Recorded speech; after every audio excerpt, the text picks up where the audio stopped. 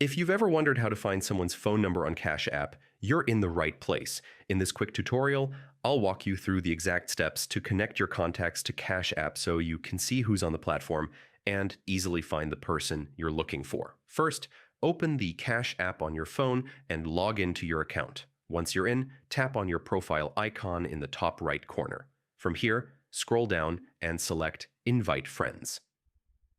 This is where the magic happens.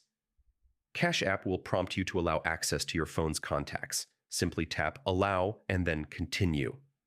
This step is crucial because it lets Cash App match the names, emails, and numbers stored in your phone with accounts on their platform.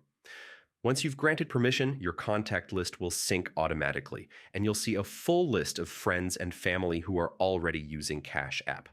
To find a specific person's phone number, go back to the search screen within the app and type in their name or email address. If they're registered with Cash App and their details match your contacts, their profile will show up instantly, making it easy to send them money or request payment. This feature isn't just for finding people, it's also a great way to invite friends who aren't on Cash App yet.